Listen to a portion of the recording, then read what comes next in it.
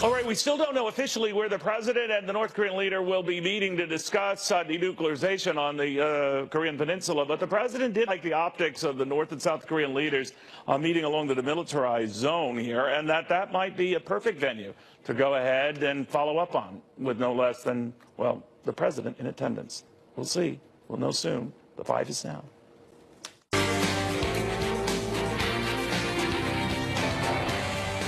I'm Greg Gutfeld with Kimberly Guilfoyle, Juan Williams, Jesse Waters, and she windsurfs with a Post-it note. Dana Perino, the 5.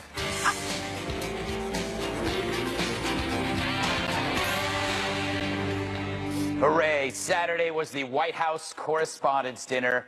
Here's a clip. It's a trash fire. We could stop there. Now, everything went as planned. The comedian and undiluted leftist plucked from the Daily Show assembly line of press-approved progs unloaded on the White House. But like a tortoise on crutches, you could see the jokes limping toward you. The dinner's now just old news, an orgy of self-congratulation, selfies, and predictable barbs masked as edgy, like the Sarah Sanders stuff. I have to say, I'm a little starstruck. I love you as Aunt Lydia in The Handmaid's Tale.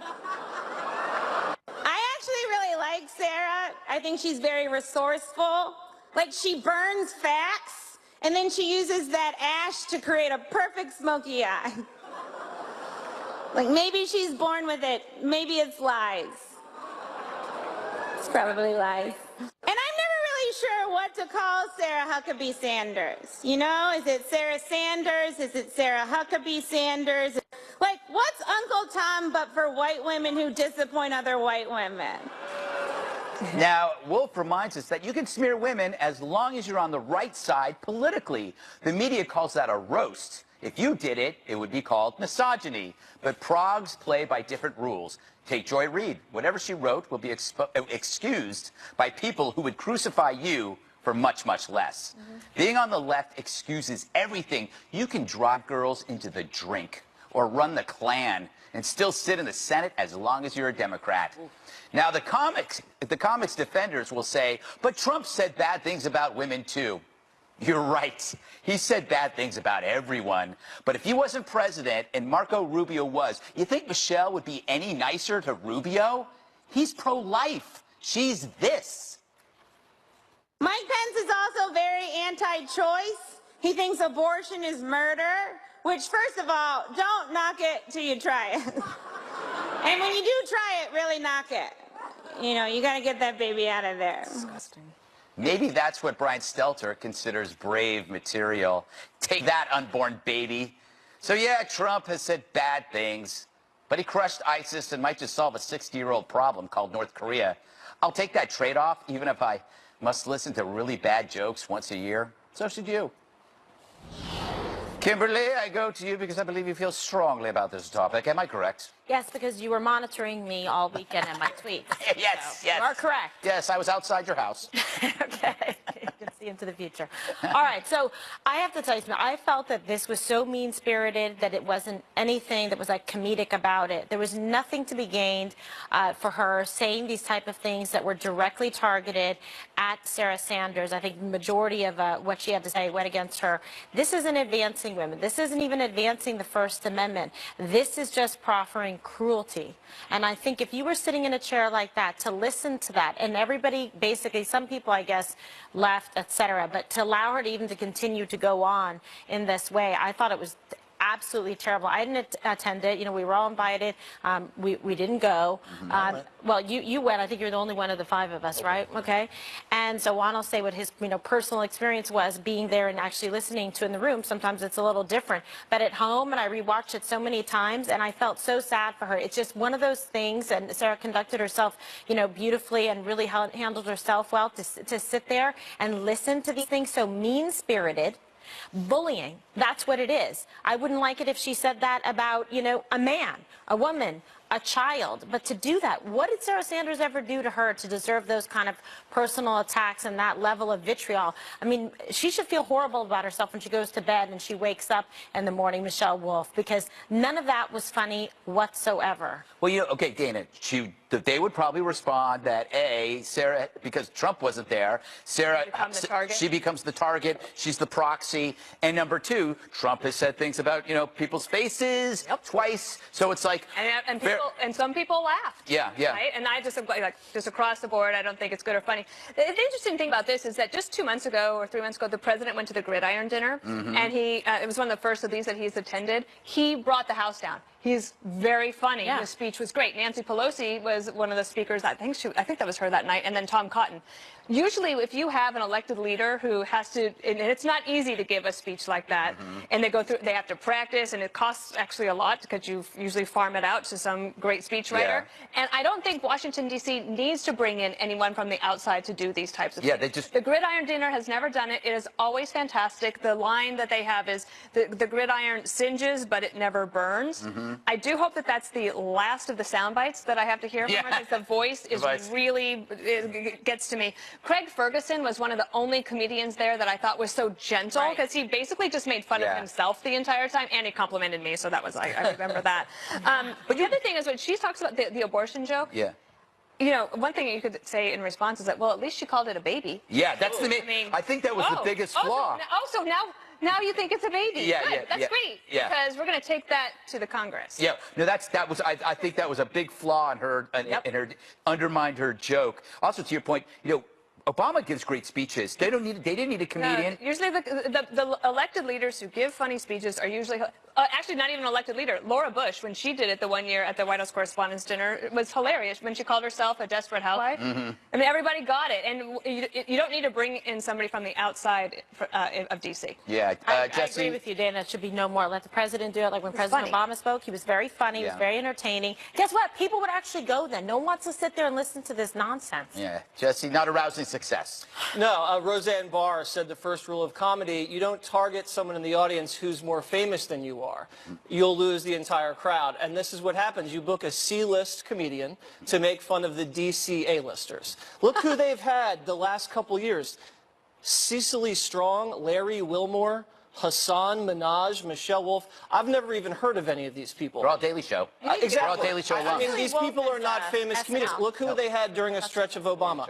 Conan, Jimmy Kimmel, Seth Meyers, Jay Leno. Look at the stretch under Bush.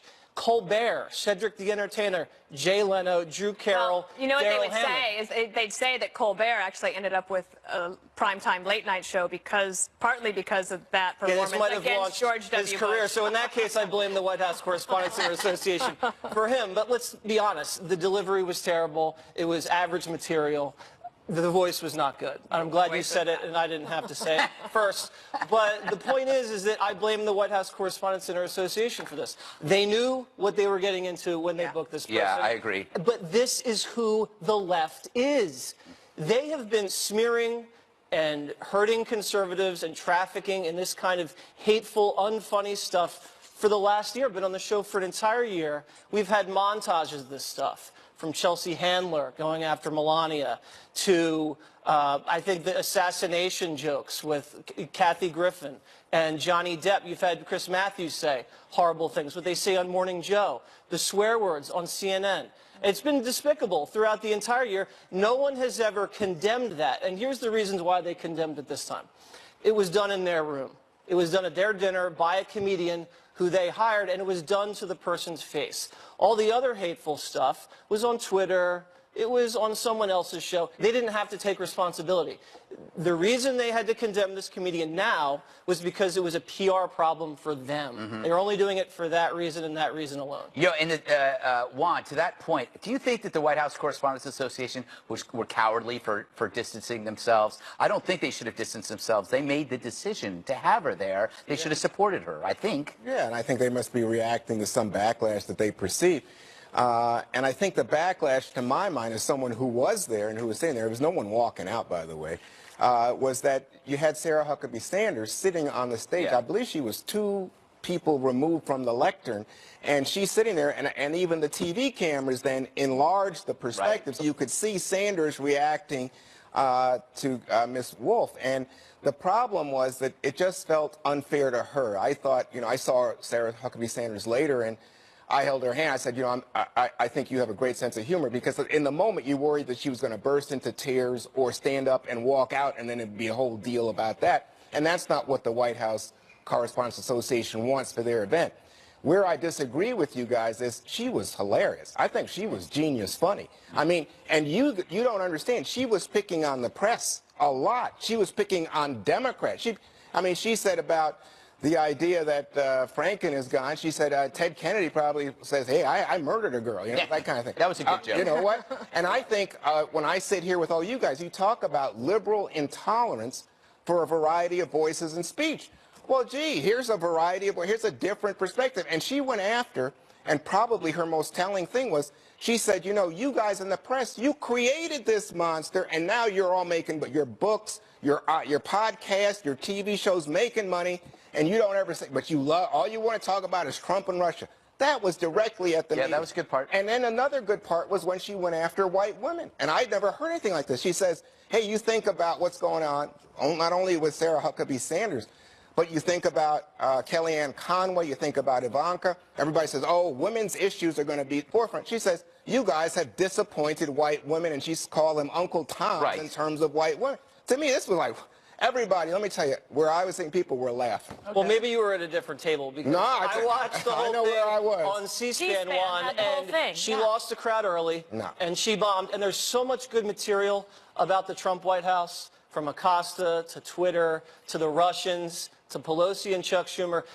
It's so easy to make a nice, even clean joke. Majority of this stuff was very dirty, and I can handle dirty jokes. Everybody there can handle dirty jokes. Yeah, I think it takes more talent to be clean. Almost everything was filthy. All right. And yeah, if you can be mean, but the jokes have to land. Well, I don't think those jokes You know what that is? Jesse saying that he can do it, but the president said he wants Greg to do it. And Speaking of which, I think we have a tweet here. You know, Donald Trump had a suggestion how to make the night better, and it was the so-called comedian really bombed. Greg Gutfeld should host next year. Yeah. So I am saying yes to the challenge. I will host next year, but not there. We have to do a counter dinner. Maybe do it for police widows. The money goes there, and then Trump has to go to that instead of that. That's a good challenge. So Trump, I will take you up on this offer, and I'm going to do this. But it has to be a different event at the same time. Different charities, and it'll still be a roast, but it'll be a gentle roast. Check, you might have a rally scheduled. Yeah, but it's a tough thing. I mean, you know, I remember when Imus went after the Clintons. Oh, yeah. About extramarital affairs, right? With Mrs. Clinton. I know, it was harsh. That was hard. How about Larry Wilmore using the N-word in front of Obama? Oh, see, I remember doing monos on all of these. Yeah, you know. Maybe this will be the last one. They don't need a comedian there. They could just use themselves. The president would be far funnier, to be quite honest. He's great at the rallies. He's great when he gets up and spoke at the gridiron thing, like Dana said, and that wasn't, like, mean-spirited. Yeah, and they can all be their own punchlines. That's the fun part. Okay, should President Trump win a Nobel Prize for getting Kim Jong-un to make peace? The president of South Korea thinks so. Next.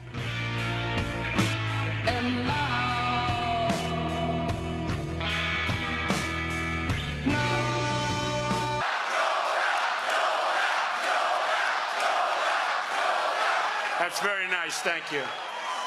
That's very nice. Nobel. Chance of Nobel from a supportive crowd in Michigan when President Obama left office. He left President Trump with the world's biggest problem to solve, North Korea. This president didn't waste any time and took action. We've been witnessing remarkable results. Kim Jong-un is now signaling he wants to make peace, and lots of people are suggesting President Trump should win a Nobel Prize for that, including the leader of South Korea, Moon Jae-in. Lindsey Graham wants to see it happen, too. He can lead us to ending the Korean War after 70 years and getting North Korea to give up their nuclear program in a verifiable way, deserves the Nobel Peace Prize and then some. I want to be there. It may be the first time the Nobel Peace Prize was given and there was mass casualties, because I think a lot of liberals would kill themselves if they did that. All right, and that was Senator Graham, and also was on Outnumbered Today, Dana. So what do you make of this? So they had the counter programming, the Michigan rally, and then you have these comments now, many people saying this is historic, this is something the president should receive a Nobel Prize, assuming all works out well. Well, yes, and there's a lot of assumption there. So Yes. I think that there's a long way to get from A to B, but yes, of course, if the Middle East piece, that's next. Next. Kushner's North on it. Korea, if it happens, and it could be years from, we might not even know for many, many years. You might not, but posterity might have to decide if that actually works out. Then yes, of course, he should definitely be on the list for a Nobel Prize. But I think that wanting a Nobel Prize to rub it in the face of your political opponents is probably not the best way to go into a negotiation, and I don't think that's what President Trump is doing. I don't think he has grandiose ideas about getting the Nobel Prize, and I think that, and also, needling the Nobel Prize committee and saying, oh, you'll never give it to him, you'll never get to him, it becomes like another thing that is just ridiculous. We have an amazing opportunity right now, mostly due to his strategic instincts, to get this to the place where we have this moment. But we all know there's a catch. Kim Jong-un is getting to come to the table now as an equal because he now has nuclear weapons. So their idea of denuclearization and our idea is very different. And so let's just see what happens. And President Trump is very cautious. When he talks about this, he sounds a hopeful note and then says, but we'll see. I don't know. Maybe I'll walk away. I don't care. Let's just see. And so I think that he's got the right attitude, and people trying to push him for a Nobel Prize before they even, basically pour the water is a little premature. Right, okay, so people criticize because President Obama, 12 days in, the Nobel Peace Prize, everyone was like, whoa, okay. Even Obama said, okay, I was like, slow your peace roll. Also, it's just fun to see the South Korean president trolling CNN. It's like he knows there are people that are just going, shut up! But no, there are two reasons why people are talking about the Nobel Prize. A, Obama, because he got one for sneezing. B, Trump, because it'll drive people crazy. And it is amazing to think that a guy who hosted The Apprentice is going to win the Nobel Prize. But I think it should be shared. And the reason why is you don't want it to be this side and that side. It's about the spirit of cooperation. That might mean sharing it with Kim Jong-un or Moon or China. But for this potentially historic event to occur, you have to respect the necessity for cooperation. And it is like the blessing and the curse is he's coming to the table is the blessing. The curse is now he's at the table. That's just the way it's going to be. And it means you have to forget a lot of stuff. Yep.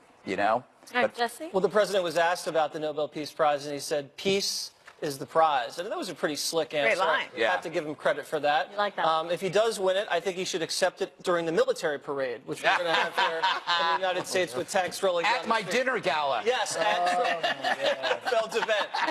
The Gutfeld Gala. You're right. So it's such a stark difference between President Obama and President Trump. When you look at what happened in the years under President Obama, you have the crisis in Syria, where he didn't enforce the red line. Chemical weapons were used on people. There was a migration crisis, and 500,000 people have died.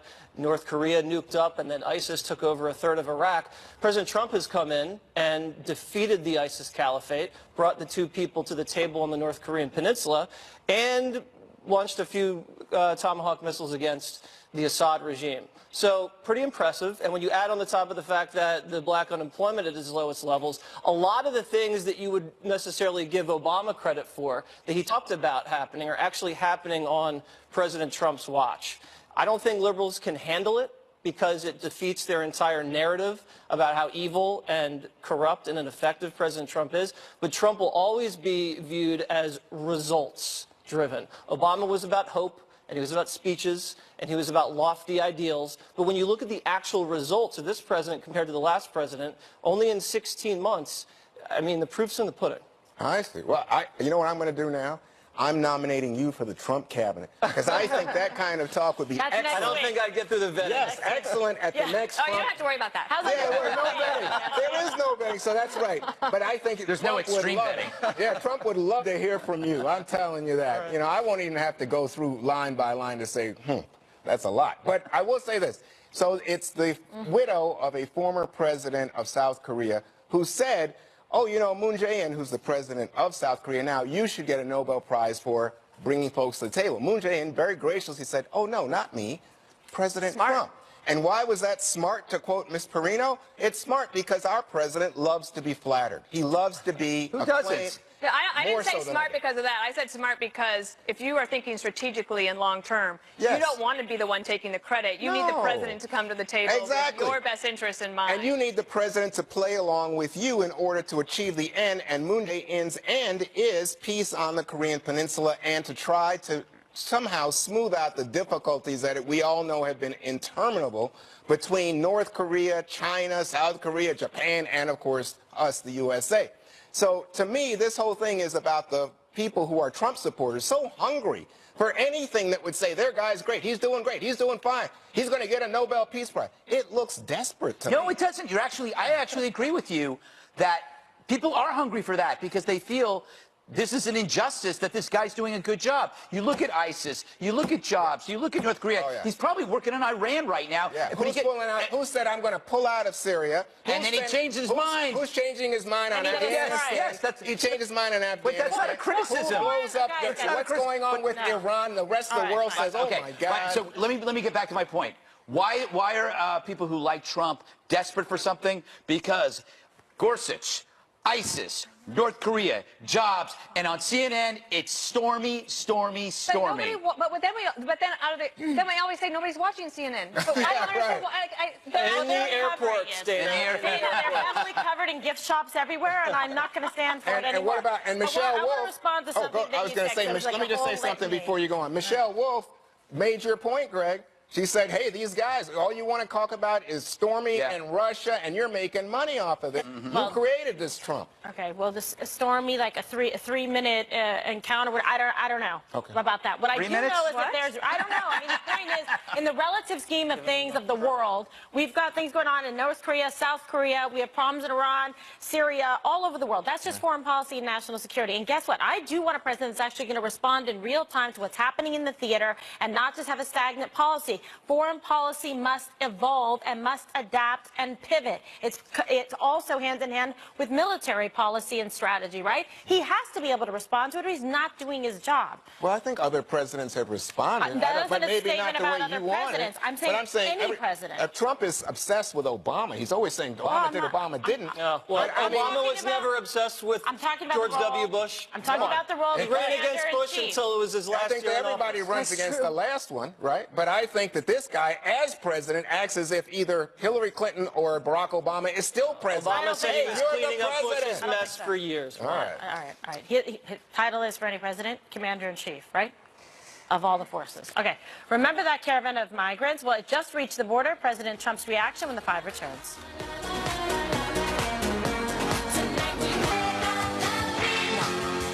The caravan of asylum-seeking migrants is at America's southern border. And as you can see, our current wall in San Diego isn't doing much to stop them from entering. Many of the illegal immigrants are now camping out in Mexico after being turned away by the Trump administration. The president is reacting to this latest development by calling for funding for his big, beautiful border wall.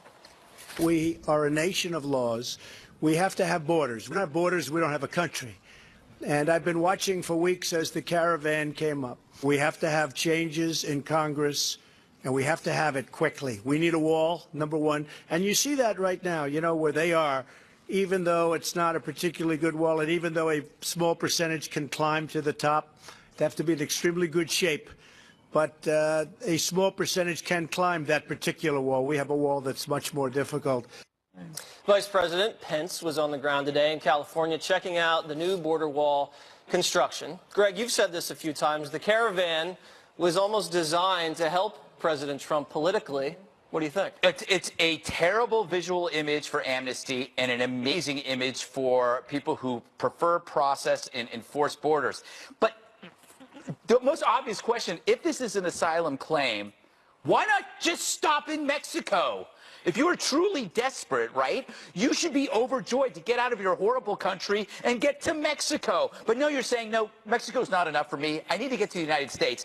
That's insulting to Mexico, and it's kind of pushy. It's a bit, you're cutting in line. Americans don't like it when you cut in line. And when you look at the groups, there's a lot of young, able-bodied men showing up, and you think, these are not refugees. This is a symbolic political gesture that is backfiring. When you see that, it's backfiring. Yep. All it does is just prove that we need law and order, we need process. Look at that visual right there. I mean, you're right. This is made to order. Anybody that sees this in this country sees how easy it is to breach our southern border, Kimberly. Look at that. And the minute they step foot, they're entitled to a process where then they can go in front of a judge and claim that they're scared to return to Honduras. Yeah, that's the problem, you know. So everybody, but when people are desperate and they're trying to flee their countries, they'll do just about anything for themselves and for their family. When you have that kind of sense of desperation, where will I work tomorrow? How will I feed my children? So that's why you have mothers, pregnant mothers, even coming over here, and they are like, listen, if I hear that if I come over and I can give birth in the United States, then my child can stay there and hopefully then the rest of the family can come. That is their business plan. That is the business plan. And of course, this is a country founded on immigrants, wonderful people from all over the world. So we want to have open arms and be welcoming, but we want to do it with an eye towards public safety and national security and securing the border, because it makes for a safer situation for everyone and for a lawful process that should be followed and abided by. So, I mean, the president's fulfilling his campaign promises. We understand his reasoning, and then it's also important, if you're going to try to work on it, to make it more of a, you know, a cooperative understanding of what's going on here. They've got to come into the laws to enjoy the benefit of being in this country, but follow the law first before you get in. Right, so you want to be compassionate, but also fair, right, and tough, Juan. So people waiting in line. Yeah, right. He wants merit-based immigration too, and that's important when you see these images. Well, this is not about merit-based immigration or not. This is about asylum. And remember, Greg, that in fact this caravan, which is an annual event, I think for the last 5 years or so, most of the people did stop in Mexico.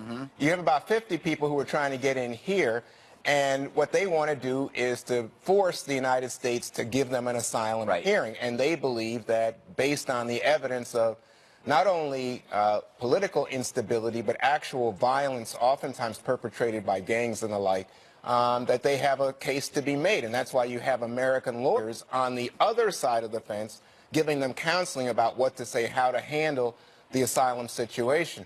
But I agree with you guys. I think this is tailor-made for President Trump and people who are anti-immigrant to say, hey, you know, the border's illegal. No, because remember, Trump's proposal was to cut legal immigration to the United States. Because he wants merit-based, not the lottery. Excuse me. It didn't matter merit or not merit. He wanted to cut legal immigration. As a result of merit. No.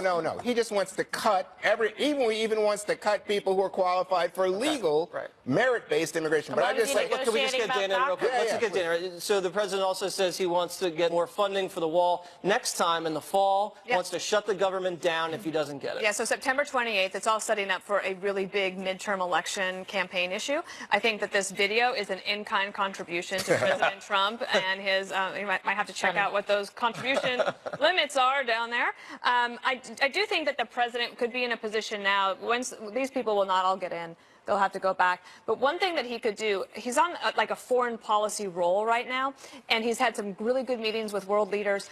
And these people in El Salvador, Nicaragua, Costa Rica, etc., that have these problems, just like we've been saying about Syria, if you help solve the problem at its source, and if the issue is law and order, if the president can figure out a way to help them with their law and order problem, people won't want to leave home. Yeah, we definitely need to focus on Central America a little bit more. All right, ahead, a merry-go-round of excuses from MSNBC host Joy Reid. Her pals in the liberal media, of course, rushing to her defense. The hypocrisy up next.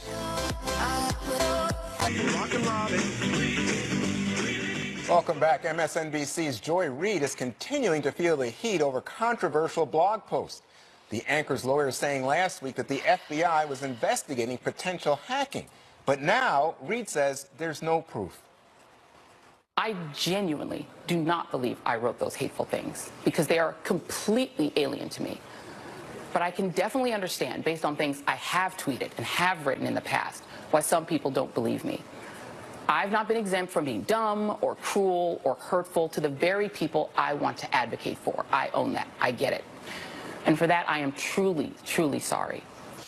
Well, this is interesting because even now that she says that the people she hired, the cybersecurity folks, couldn't find any evidence that there was manipulation, she says she still doesn't believe she wrote some of it. But some of the stuff that she does say she wrote, Jesse, it was pretty awful in terms of going after the gay community. Yeah, it wasn't great. It was offensive, but you know, I'd rather listen to the news from someone that's offensive than someone's a liar. She thinks her audiences are idiots. I mean, come on, we're not stupid. We get that you wrote these things, and we get that you're lying about that. I was reading Axios over the weekend, Dana, and they made a very good point about how Brian Williams was treated. Remember, he misremembered or wasn't completely honest about a war story. He was not fired. He was then kind of demoted to MSNBC. So they're not going to treat Brian Williams the same as Joy Reid. Both of them lied or misremembered, and they're both probably going to stay. Well, Dana, is it worse than, I mean, one of the arguments would be MSNBC says if you're homophobic, that's a fireable offense, but if you sort of didn't understand, maybe you lied, I don't know. If you lie about your homophobia? I don't know. Well, I would certainly defend her right to say anything and also to change her opinion. And to talk about it, I did hesitate last week because I thought I don't understand this whole hacking thing, and then it sounds like, oh, no, we can't find proof yet. And there is a real double standard with people being run out of town or publications based on their prior writings. And one great example, just 2 weeks ago, Kevin Williamson, a fantastic writer from National Review, a conservative, gets hired by The Atlantic. So excited. I'm like, oh, I'm going to resubscribe to The Atlantic. So I did. He wrote one piece for them. It was a fantastic piece, but they look back and they say, oh, he wants to basically have women who have abortions should be hanged. They don't give him a chance to explain his position. He actually was willing to explain it all. He didn't say, oh, I don't actually think I wrote that. I'm pretty sure that wasn't me. He was willing to own it and to talk and to explain his position, which actually does make sense to me when you listen to it in full. So there is a lot of double standards going around here. So Kimberly, she did lose, or at least have her column at the Daily Beast suspended, and I think she's under tremendous pressure at the moment. What do you think? Well, I mean, she made the comments, right? So she had to come out. She had to apologize. Hopefully she's used this as a, teachable moment for herself to try to move forward, to understand that that kind of, bigotry should not be tolerated. She's somebody that has, spoken out on behalf of women's rights. She's quick to criticize other people, but now she's had to, look in the mirror and say, wait a second, did I make these comments? Were they offensive? And address, the public to say, here's where I am. So let's see where she goes, going forward. There's already been some repercussions from, right? So hopefully she's going to learn. She's going to think about what she's saying and what she's doing and how she's treating other people. And Greg, you said, Americans do have evolving opinions on gay rights. Yeah, and you know what? I am pro-stupid amnesty. Everyone has said stupid things. Yeah. We all have. And I mean, look, we talked about this, how Kanye said awful things about George Bush. Donald Trump has said awful things that he probably regrets if he's already forgotten. Maybe not. Maybe. But I guess my problem is I don't think the people supporting Joy Reid, like Media Matters, will reserve the same kind of compassion for us. They will come for us with the knives out anytime we screw up. They want our jobs. Double standard. They do the boycotts. I get the impulse at MSNBC to circle the wagons, but I hope if you're watching that this compromises your future attempts to demonize adversaries over a target.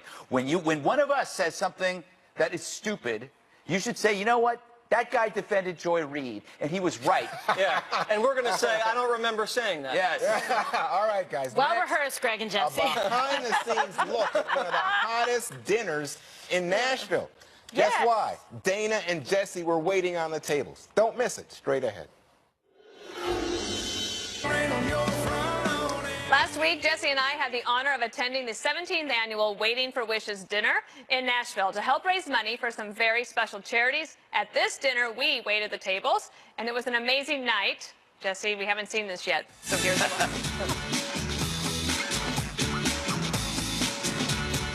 Let's welcome Dana Perino. Jesse Waters. I don't know how Jesse Waters got invited, though. Do you want to tell us anything about that? I don't know either. It was a complete surprise to me, too. Do you guys want a picture of the real celebrity? Yes! Here we go. Wait, this is my world. Oh! It's like my kid brother. I got to take him along with me everywhere.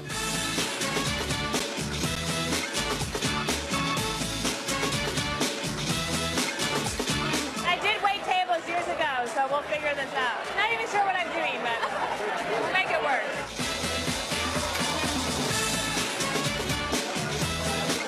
need brown bread. They told me that someone needs brown bread. Oh my God! 3 plates. Jesse, are you working? What am I working? I'm taking pictures here. I need brown bread for a table. Okay. More of that brown bread. Where do I get that? It's in the kitchen. Can I butter your roll? Actually, yeah, if you would do that, that would be wonderful. I'm gonna butter your roll. Do you like a lot of butter or a little butter? Really slather it on? Yeah. Let me sign something. Or you probably just want the NFL players to sign it. Am I gonna ruin it? How much is Jasper worth? You better be putting money in for me, right? And you can vote for me. You know.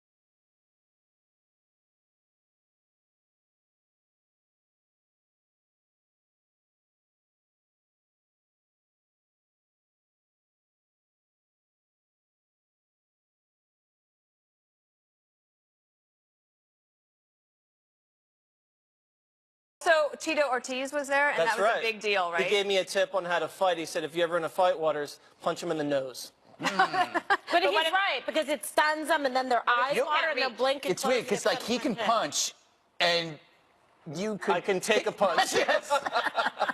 I got a big chin. I've never been to an event like that before, where you had all sorts of different people, and the patrons, they pay to come to the dinner, but then they have to pay extra for all sorts of other things. And then there's a live auction. That's right, and someone won a tour of Fox News and going to watch a 5 show as well. So that's good. What do they pay for that? I'm not going to tell. I know. Do you know? I know, but and I think you took a cut of that, didn't you? No, I didn't take a cut. Oh my gosh. But it was a lot, and of course, it's going to be worth it. All right, thanks for inviting us. One more thing is up next. Nothing